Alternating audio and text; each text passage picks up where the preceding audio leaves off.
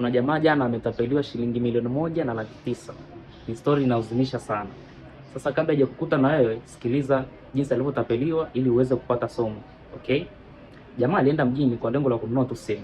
Okay? Sasa alipofika mjini bwana, kama unavyojua mjini mambo ni mengi.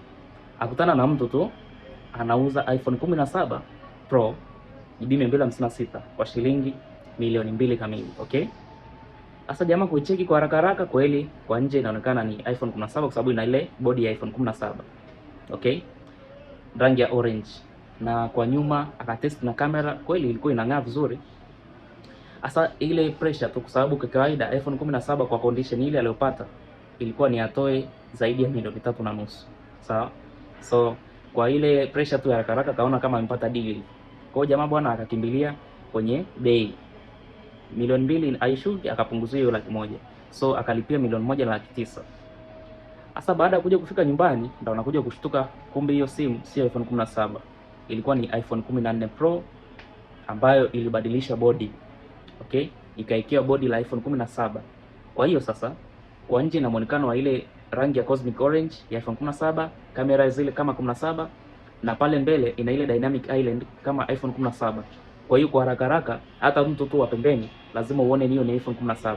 Lakini kwa undani ile ni iPhone 14 iliwekwa tena kioo fake namba 2. Okay?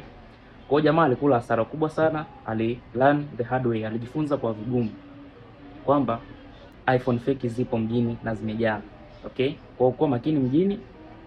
Tunapata somo gani hapo? Jitahidi unavyoenda kununua simu, cha kwanza ukipewa bei, kama bei ni ndogo, tumia akili, jishughulishe ubongo. Kwa nini bei ni ndogo? Kwa sababu mjini hamna mtu anayefanya kazi bure, kwamba anakupenda sana.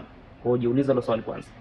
Kitu cha pili, jitahidi uende hata na mtu ambaye anajua simu vizuri. Okay? Jitahidi uende na mtu ambaye anajua kukagua simu. Kama wewe unaona kama haujui, ni vizuri uende na mwenzako, atakusaidia kwa namna moja au nyingine. Na kitu kingine, kwa nini ununue simu kwa mtu ambaye humjui au mtu tu umekutana naye ghafla? Nunua simu sehemu ambayo ni inaeleweka, ni ofisi, nunua sehemu ambayo inaaminika. Hiyo itakusaidia hata kama ikitokea shida kama hiyo, basi unaweza ukarudisha hiyo simu. So jamaa yetu amejifunza kwa the hard way, kwa njia ngumu, na ni somo ngumu sana amelipata na amekula hasara kubwa. Kwa hiyo kabla na haja kukuta, basi siku nyingine na wewe makini. This is Robert Malisa. Save video, share kwa rafiki yako na aweze kujifunza. Follow, like and share. Karibu sana.